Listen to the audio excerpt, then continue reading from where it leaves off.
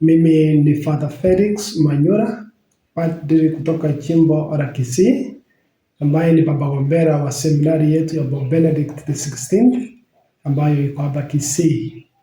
Katika hii seminari tunafurahia matokeo ya mitihani ya kitaifa ambayo tulikuwa na wanafunzi wa mwaka uliopita, wanafunzi 69 waliofanya mitihani yao, na hao wanafunzi wote walipita kwenda chuo kuu, ijapokuwa watatu tu ndio walipata C+ and below.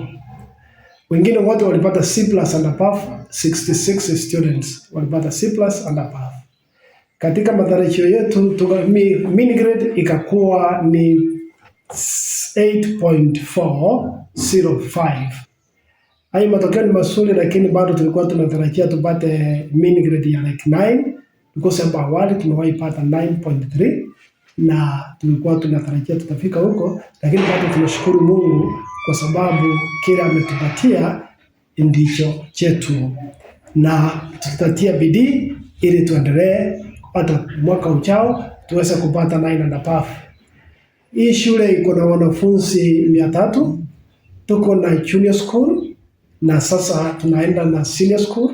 Tuko na grade 7, 8 and 9 na grade 10, na tunaomba wazazi waweze kuleta wanafunzi wao wajiunge pamoja nasi ili tuwasaidie. Ijapokuwa hii shule ni seminari, sio kama shule zingine za kawaida.